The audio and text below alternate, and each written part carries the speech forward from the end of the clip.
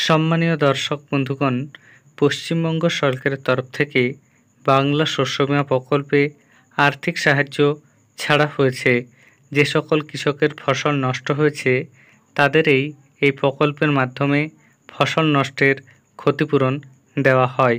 প্রথম দফায় 158 কোটি টাকা ইতিমধ্যেই মুখ্যমন্ত্রী সুইচ টিপে ছেড়ে দিয়েছেন।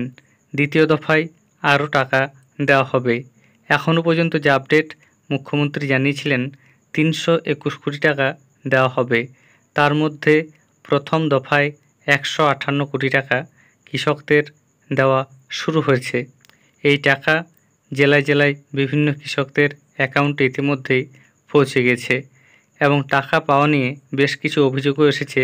এমন অনেকে রয়েছেন যাদের ফসল নষ্ট হয়নি, তারা যেমন এই প্রকল্পে আর্থিক সাহায্য পেয়েছেন, পাশাপাশি অনেকের চাষযোগ্য জমিই নেই, তারাও আবার এই প্রকল্পে সাহায্য পেয়েছেন বলে অভিযোগ। সেই সংক্রান্ত যে বিস্তারিত আপডেট তা আমি আপনাদের সামনে তুলে ধরব। এর আগে অনুরোধ, চ্যানেলে নতুন হয়ে থাকলে ছোট্ট চ্যানেলটি সাবস্ক্রাইব করে নোটিফিকেশন অল করে রাখতে ভুলবেন না। অনেকেই জানতে চেয়েছিলেন এই মুহূর্তে শস্য বীমা প্রকল্পে কোন সিজনের টাকা দেওয়া হচ্ছে। এই মুহূর্তে রবি মরশুমের আর্থিক সাহায্য দেওয়া হচ্ছে।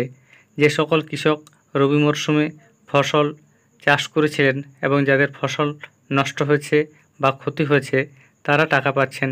যদি আপনি ক্ষতিগ্রস্ত কৃষক হয়ে থাকেন অথচ আর্থিক সাহায্য না পেয়ে থাকেন, তবে অবশ্যই নিজের নিকটবর্তী ব্লক অফিসে যোগাযোগ করুন এবং সেখান থেকে আপনি জানতে পারবেন আপনার ব্লকে বা আপনার অঞ্চলে বা আপনার গ্রামে টাকা দেওয়া হবে কি হবে না।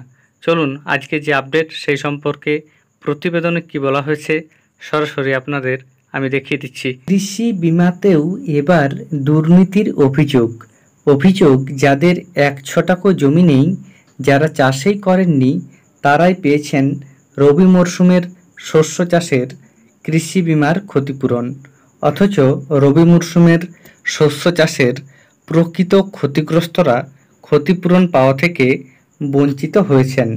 এ নিয়ে বেজায় ক্ষুব্ধ পূর্ব বর্ধমানের রায়না 1 নম্বর ব্লকের পলাশন গ্রাম পঞ্চায়েতের শাকনাড়া গ্রামের চাষিরা। তারা এই ঘটনার বিহিত চেয়ে বিডিও এবং এডিএ সহ জেলা প্রশাসনের নানা মহল, এমনকি রায়নার বিধায়কের কাছেও লিখিত অভিযোগ জানিয়েছেন। এই দুর্নীতিকাণ্ডে কৃষি দপ্তরের নিয়োগ করা বীমা সংস্থার কর্মীদের কাঠগড়ায় তুলেছেন ক্ষতিগ্রস্ত কৃষকরা।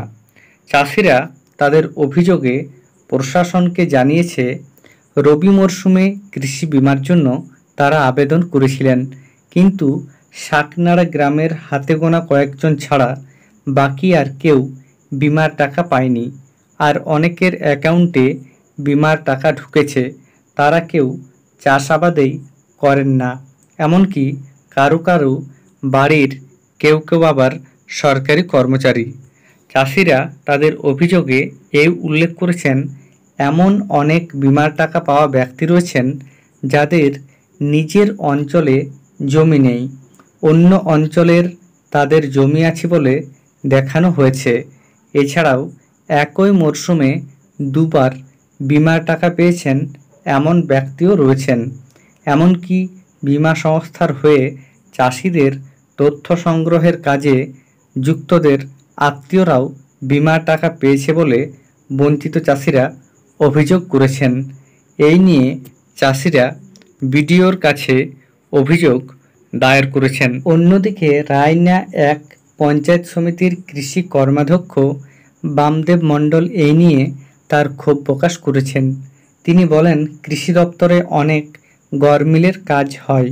ভূমি দপ্তরের বিরুদ্ধেও হুঁশিয়ারি দিয়ে বলেন, ঠিকভাবে কাজ না হলে উচ্চ স্তরে জানাবো।